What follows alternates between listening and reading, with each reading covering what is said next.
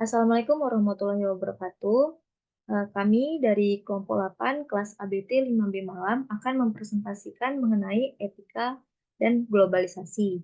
Sebelumnya yang kami hormati Ibu Rere selaku dosen pengampu mata kuliah etika dan bisnis. Kami yang beranggotakan 3 orang, ada saya, Veronica Giona, dengan NIM 4122211040.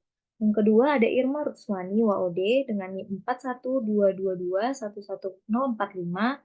Dan yang ketiga ada Dina Atika dengan NIM 4122211056. Yang pertama ada pengertian dari etika dan globalisasi. Etika merupakan cabang filsafat yang mempelajari tentang apakah benar dan salah, juga prinsip-prinsip yang membimbing perilaku manusia dalam konteks moral. Etika sendiri bertujuan untuk menentukan norma dan nilai yang diterima secara rasional untuk membimbing tindakan individu maupun kelompok. Selanjutnya ada pengertian dari globalisasi. Globalisasi adalah proses yang melibatkan integrasi dan interaksi antara orang-orang, perusahaan, dan pemerintah di berbagai negara.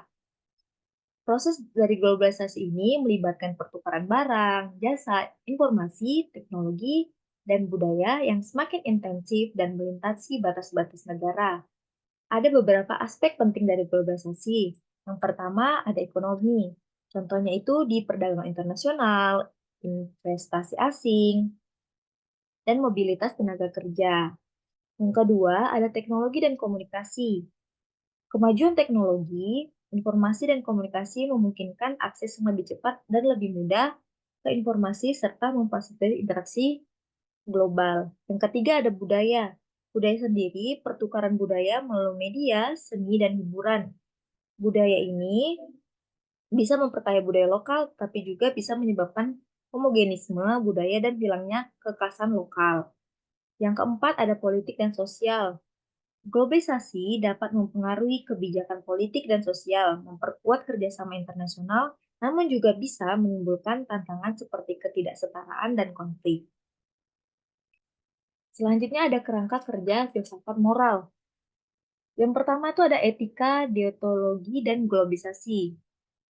Pada etika, deontologi, dan globalisasi fokus pada kewajiban dan aturan. Dengan menilai tindakan berdasarkan sejauh mana mereka mengikuti prinsip moral yang telah ditetapkan. Yang kedua ada etika utilitarianisme dan globalisasi.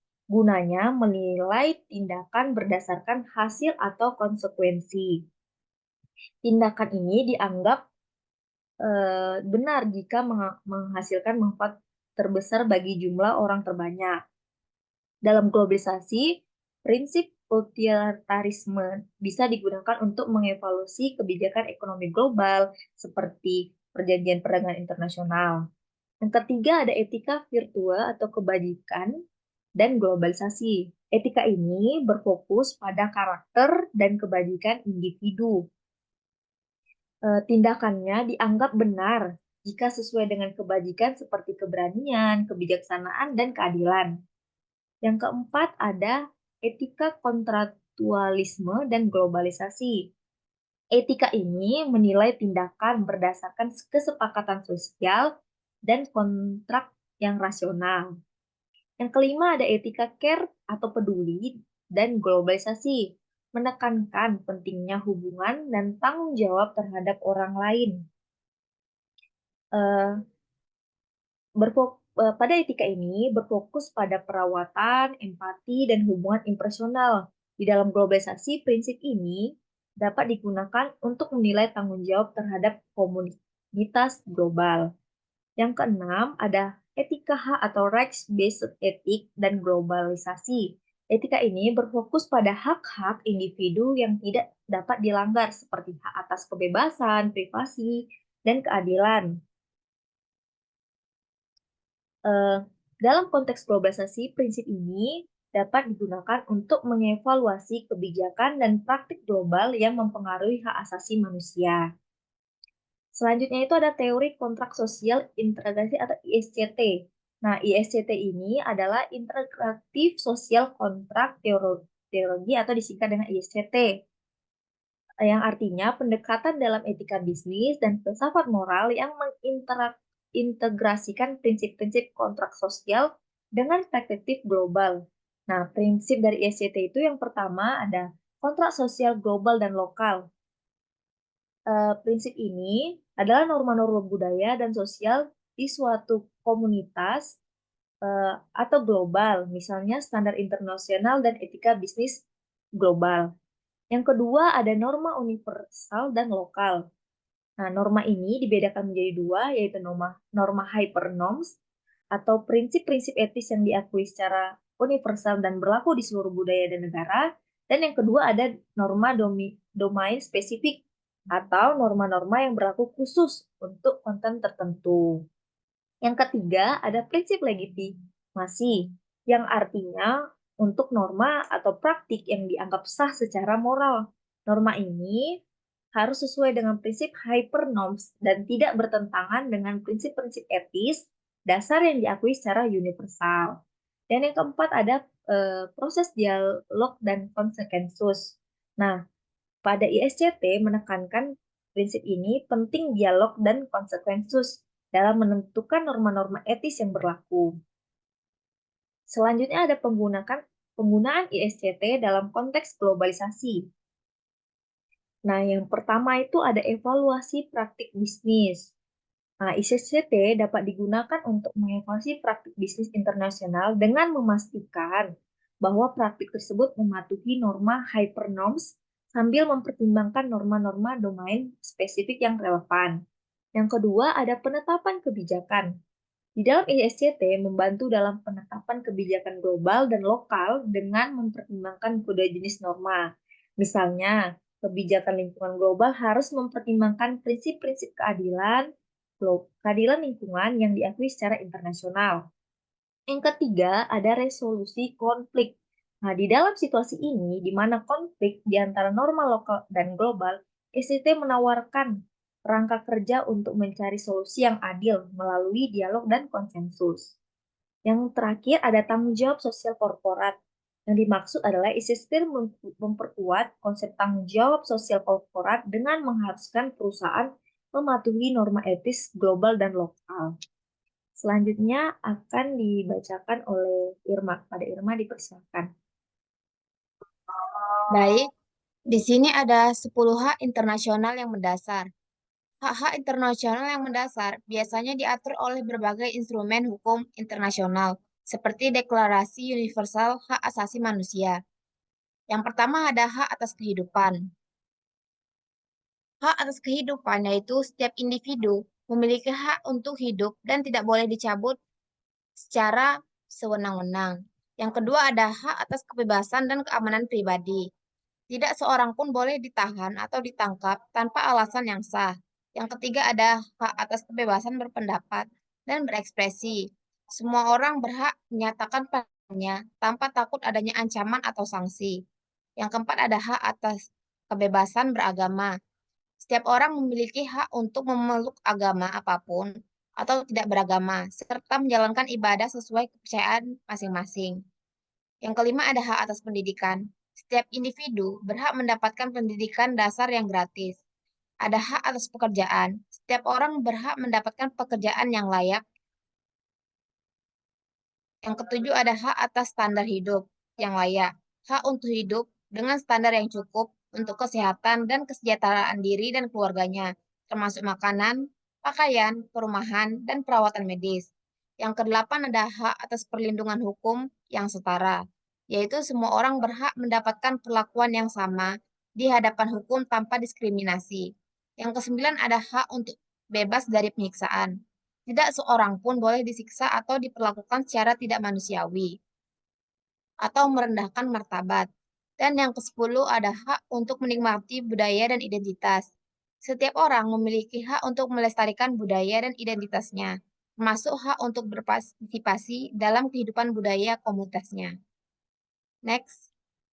Baik, selanjutnya ada pilihan etis di situasi host country versus host country. Dalam konteks perusahaan multinasional, host country merujuk pada negara asal perusahaan, sementara host country merujuk pada negara tempat perusahaan tersebut beroperasi. Berikut ada beberapa pilihan etisnya, yaitu mematuhi hukum negara tuan rumah atau host country. Perusahaan harus mematuhi undang-undang setempat, bahkan jika hukum tersebut berbeda dari hukum negara asal. Yang kedua ada menghormati nilai-nilai lokal, menghormati nilai-nilai budaya dan tradisi di negara tempat mereka beroperasi. Yang ketiga, prinsip-prinsip keadilan, menghindari tindakan yang mengeksploitasi negara tuan rumah, seperti upah murah atau praktik kerja tidak adil, bahkan jika itu diizinkan oleh undang-undang setempat.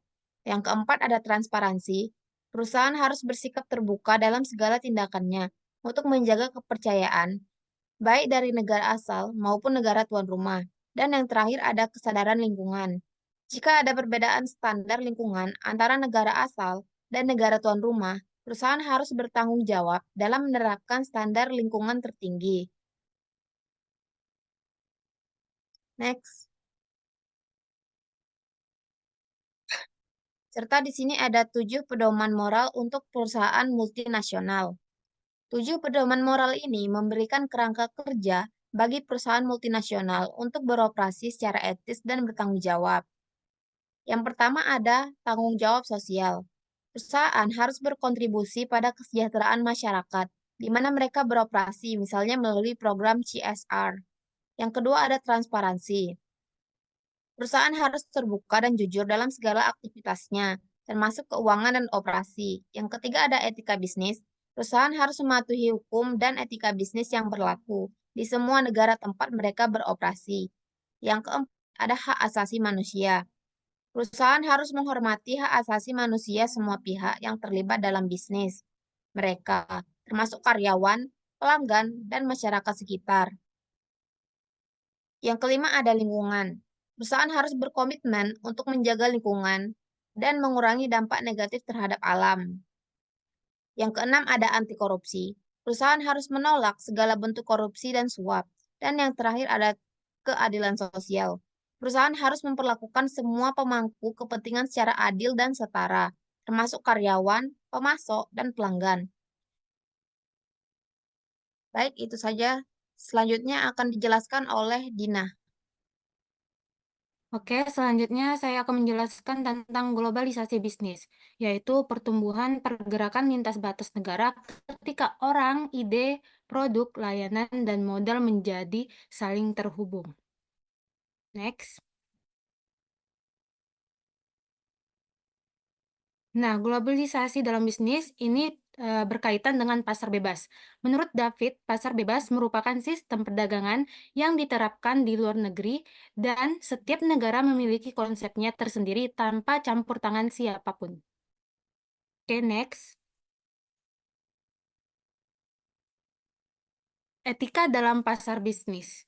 Etika dalam pasar bebas harus dipatuhi oleh para pelaku usaha, yaitu yang pertama, pasar merupakan tempat untuk mewujudkan peluang dalam memberi kebebasan sebagai manusia.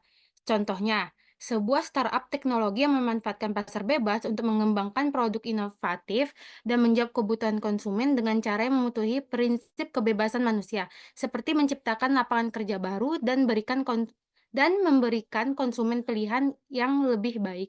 Yang kedua, itu terdapat aturan yang fair, jelas, dan etis.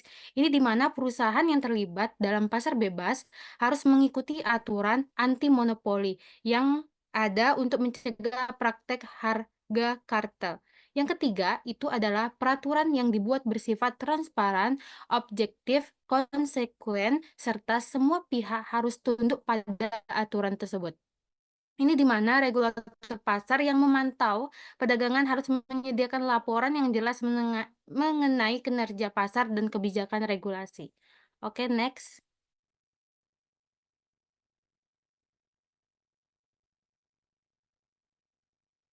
Selanjutnya itu adalah peran pemerintah dalam pasar bebas. Peran pemerintah biasanya dihubungkan dengan mekanisme pasar yang diatur oleh kekuatan permintaan dan penawaran tanpa campur tangan pemerintah.